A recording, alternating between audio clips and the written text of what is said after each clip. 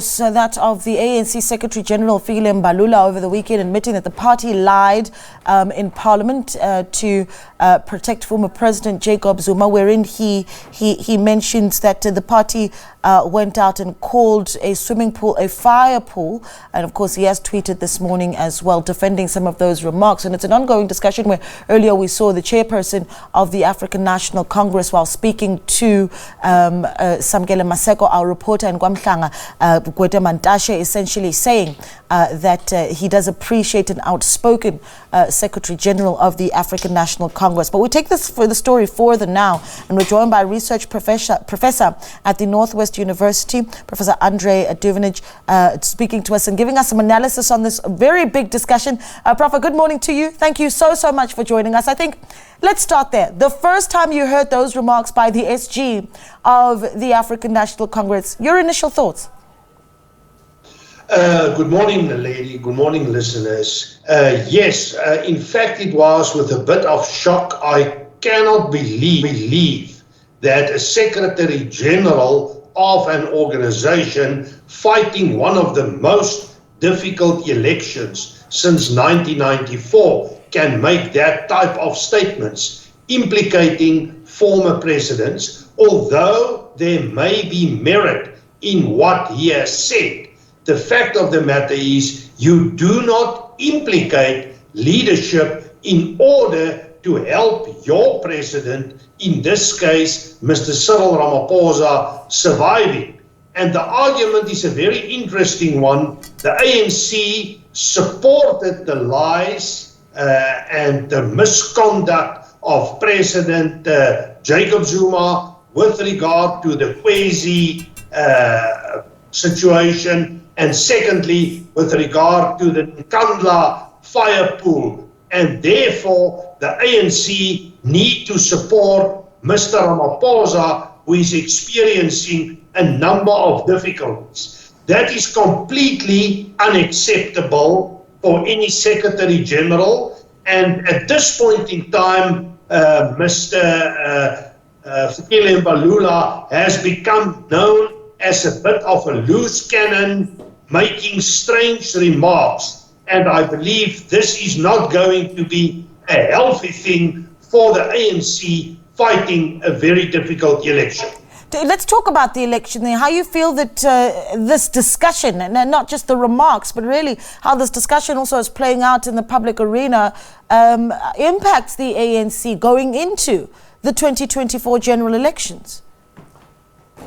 Well, just brief comments about the current position of the ANC. If we look at a number of surveys, and that was before the establishment of the MK grouping, the ANC support base on average was about 43% nationally, and then there were strong indications that the ANC may experience difficulty in provinces like Gauteng and KZN, two of the biggest ANC provinces in the country. Now, taking that as your point of departure, adding the MK process. And the MK process is a very interesting one. Since Jacob Zuma became involved in this a few weeks ago, there was a lot of political momentum in KZN, in Soweto, and also in Mpumalanga. My understanding was that the ANC found it difficult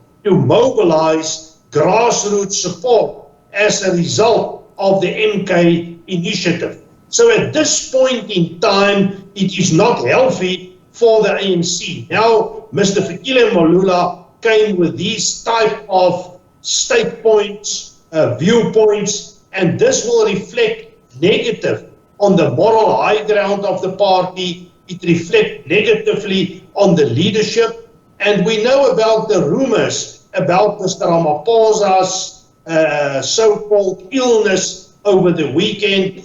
I think all of this is a negative scenario for the ANC, holding towards the 2024 elections. Yeah, perhaps we need to go back to the heart of the matter, and you've talked about the former President Jacob Zuma coming out and, of course, even holding that rally over the weekend in Mpumalanga in support of this newly formed Nkandla party. Really at the heart of the matter here, right?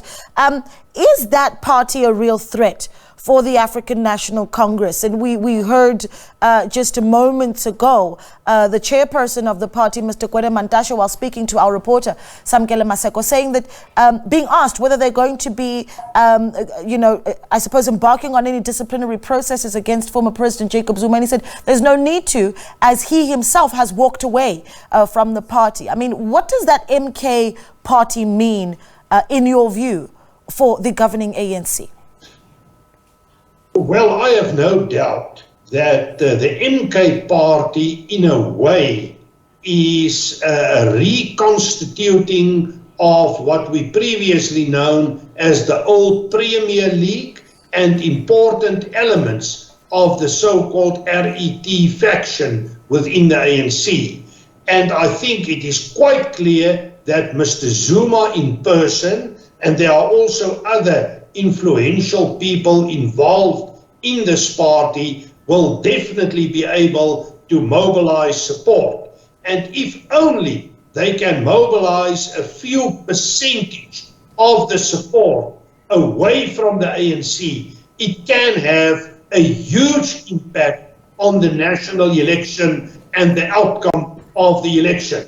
There are even rumors going on that MK, together with the EFF, may group together in order to win KZN away from the ANC and away from other coalition groupings, like, for example, the DA, the IFP, and others. So I think the impact of the MK grouping can be very important in this period where there's a lot of dynamics, a lot of uncertainty, not only within the ANC itself, but also in terms of a reconfiguration of the political spectrum. And it's highly likely that we are going to see a coalition and constellations of parties governing South Africa in the future. My take on it is that this is another factor that may contribute to the reality that the ANC may not achieve an absolute majority in the 2024 elections nationally, also in certain provinces. I mean, you're talking about coalitions, and of course one could argue that it's still early to throw those bones, but considering how quickly the political landscape is changing as we are just months away from those general elections, at this point, considering, if you look at the political landscape, what would you imagine that coalition setup would look like? Well, you've got a moonshot pact on one end, and then you've got a new MK party. One wonders if that's going to make any waves with the EFF and the ANC, what that positioning, in your view, could look like then as a result of all these changes and shifts. Before answering you that directly, if we look at the 2021 local elections, the ANC nationally only got 47.5%, with about 80 of the more than 250 municipalities become hung councils. So there is a real concern that this may play out on a national level and also on a provincial level. Now, if the ANC achieve a percentage, I would say of 47-48%, they can, in coalition with smaller parties, keep control and accommodate them within the bigger political environment, the bigger system. And probably the same when it comes to the same type of scenario in sensitive provinces. At the moment, the ANC perform on 45%, maybe below 45%. Then they have to work with bigger minority parties. And here there are basically three options at the moment. We do not deal with the MK at the moment because there's a lot of uncertainty, but then it is highly likely that the ANC may work with, let's say, the EFF, maybe the IFE in terms of especially KwaZulu-Natal, but also on a national level, on basis that the IFE achieve a percentage of more than 5%.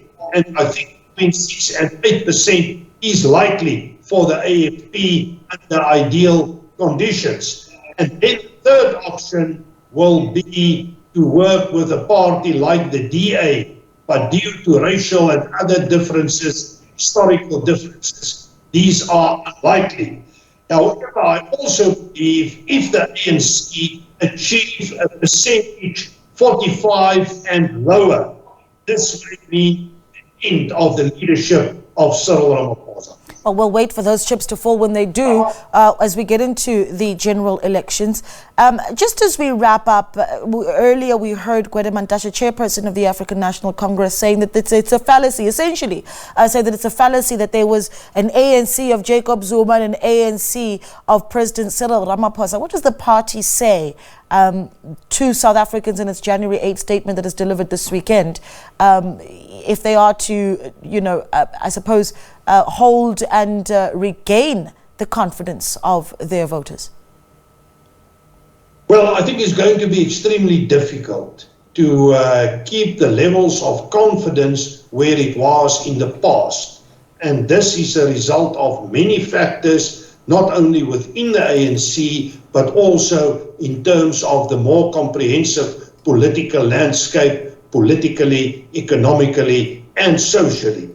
I think this is going to be the most difficult election for the ANC since 1994. And there's not a lot that the ANC can use in order to create support. At the moment, they are very vulnerable when it comes to corruption. We have seen in your previous input the whole scenario about Blake Zamanti, but we think about Eskom, and we think about endemic corruption, the Zondo Commission, lack of service delivery, the weak state phenomenon in general, economic and financial challenges, and also a changing international position. And this may affect the ANC negatively in the build-up to the election.